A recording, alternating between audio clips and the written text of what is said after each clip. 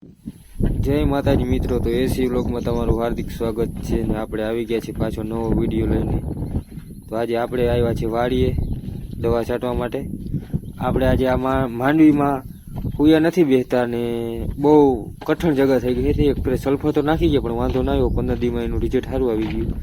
અને હવે આપણે કુયાની દવા અને બીજી એક મગફળી પીળી પડી ગઈ છે થોડી ઘણી ગોરીના માટે દવા પપ્પા લઈ આવ્યા હતી, છાંટી દેવું એટલા માટે 3 ભાઈઓ આવી ગયા છે છાંટવા। સનડલો આવ્યા હતા પણ સનડામાં પંચર પડી ગયું હતી, હારીને આવવું પડ્યું।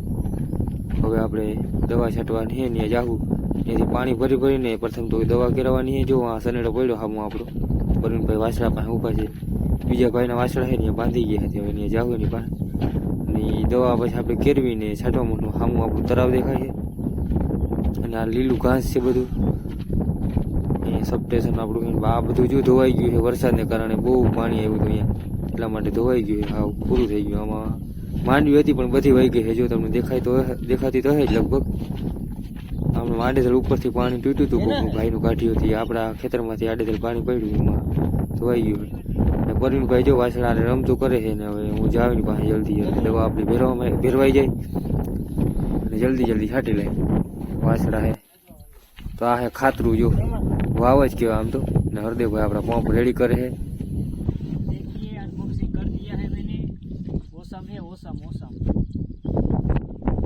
दवा है मांडवीना जो आमा डेडा मांडवीમાં ખોખામાં કવડા ડેડા દેખાય, બરાબર? કવડા ડેડા આપણે કરવાના છે આ મોસમમાં, ના થાય તો પછી હવે દવાનું રિઝલ્ટ કેવું હોય આપણે 500 ગ્રામ। હરદેવભાઈ આપણે છે ને ગ્રો હુમાયુનું ઘોરું કરે છે, 30 પંપનું ઘોરું છે, એને આપણે પાવડરને છે ને મિક્સ કરીને 30 ડબલા માપના રાખી પ્રમાણે અને ઘોરું કરી નાખવાનું। આ માંડવી છે આપણી। તો હરદેવભાઈ આપણે દવા નાખે છે ને હું પાણી ભરું અને પરવીનભાઈ પાણી ખીચે છે, પંપ ભરીને રેડી કરી લે આપણે। આમાં ખીચી નાખવું પડે કારણ કે અહીંયા મોટર બોટર નથી એટલે પાણીથી ખીચાઈ જાય, બહુ ઊંડું નથી। હરદેવભાઈ આપણે દવા નાખીને રેડી કરે છે, પરવીનભાઈ પંપ ભરે છે, છેલ્લો પંપ ભરવાનો છે। હરદેવભાઈ મોબાઈલમાં ઘૂસતા મારે છે, ટાઈમ જોઈએ તો આપણે હવે છાંટવાનું ચાલુ કરી દીધું છે, જોઈ લ્યો।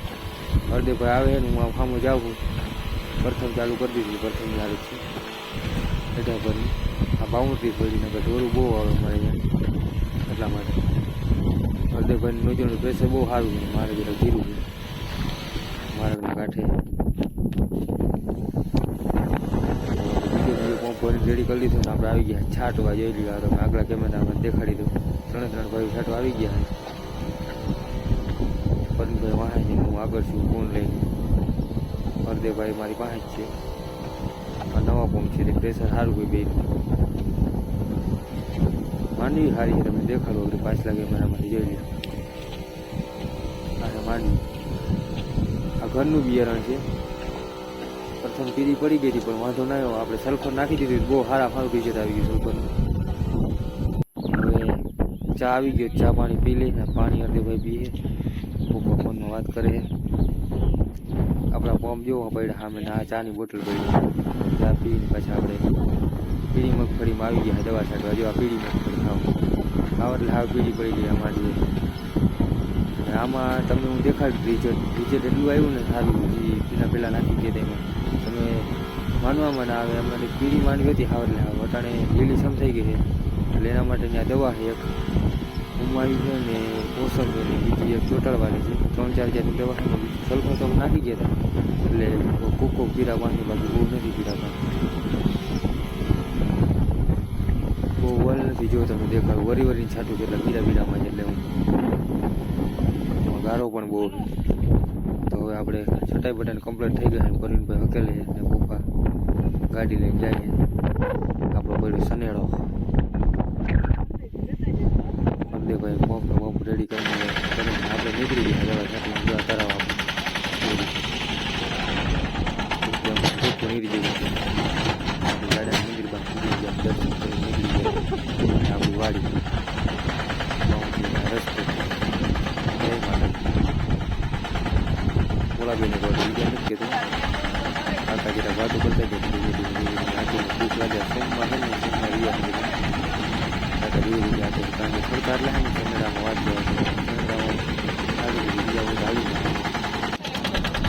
રીતે વાંચ્યો તો જોઈ વાંચ્યું તો વાયરો ઘરે દેખાય હમણાં બધું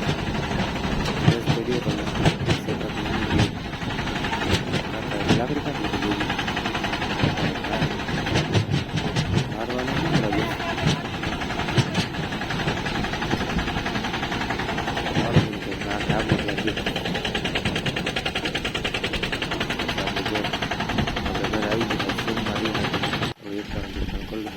ભેગું બધી બાંધી દીધી કબૂતર ચણવા આવ્યા હતા તો આપણે ઘરે પૂગી ગયા અને હવે તમે આપણો વિડીયો લાઈક છે ને સબસ્ક્રાઈબ